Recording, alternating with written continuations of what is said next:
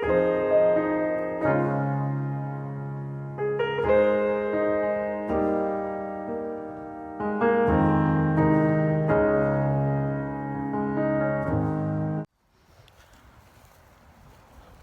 going on, everyone? Golden Ticket to History coming to you from a cemetery that I went to, one of the very first videos I ever did here and uploaded onto YouTube, Greenwood Cemetery in Eustis, Florida.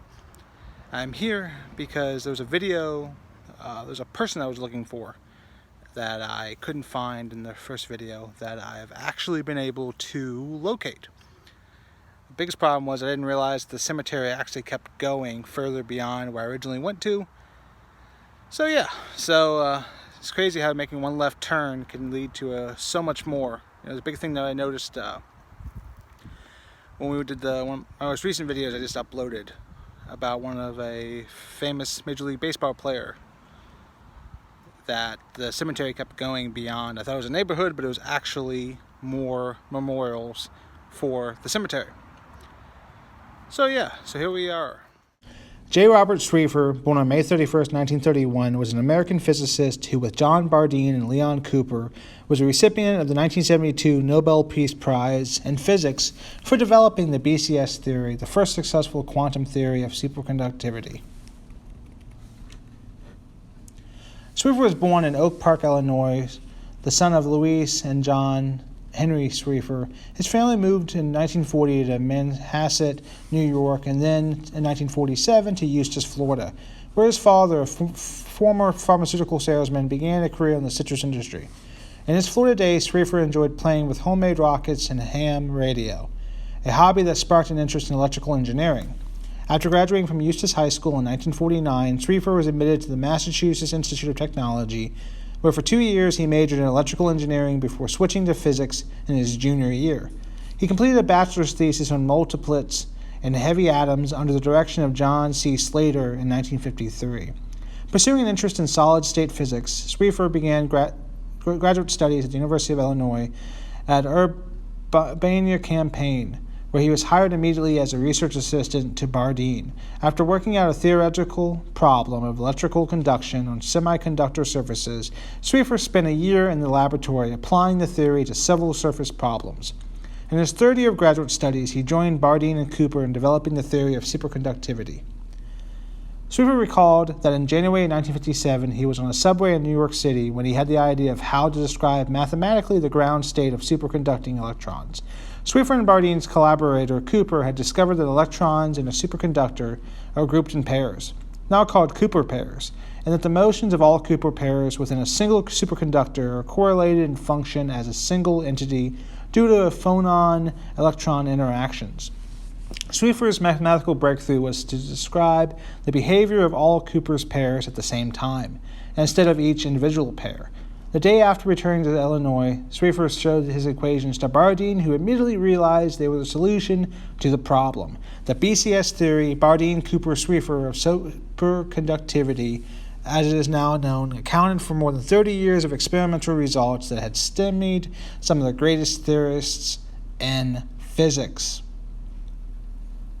In 1962, Schrieffer, along with Bardeen and Cooper, won the 1972 Nobel Peace Prize in Physics for developing the BCS theory. In 1980, Schrieffer became a professor at the University of California, Santa Barbara, and rose to Chancellor Professor in 1984, serving as director of the university's Institute for Theoretical Physics, and in 1992, Florida State University appointed Schrieffer as a university eminent scholar professor and chief scientist of the National High Magnetic Field Laboratory, where he continued to pursue one of the great goals in physics, room temperature superconductivity.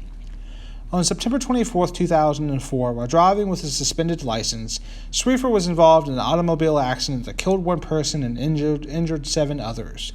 Schrieffer was said to have fallen asleep at the wheel of his car. On November 6, 2005, he was sentenced to 2 years in prison for vehicular manslaughter. Schrieffer was incarcerated in Richard J. Donovan Correctional Facility at Rock Mountain near San Diego, California. On July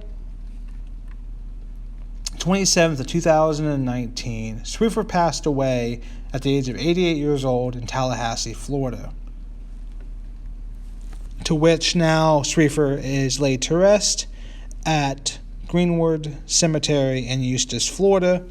His parents are buried on the opposite side of the cemetery. We are here at Greenwood Cemetery, and I'm here visiting the final resting place of Mr. John Robert Schrieffer. I believe that's how I pronounce his last name. It could be Schrieffer. I apologize for mispronouncing it. He's most famously known for being a Nobel Prize winner. He's also known by the name Bob. As you can see here is his final resting place. I'm going to be uploading some voiceovers, kind of going over some more specifics about his life. So yes, it's been a long time coming. This was one of the first videos I did about 6 months ago. Hopefully he is resting peacefully.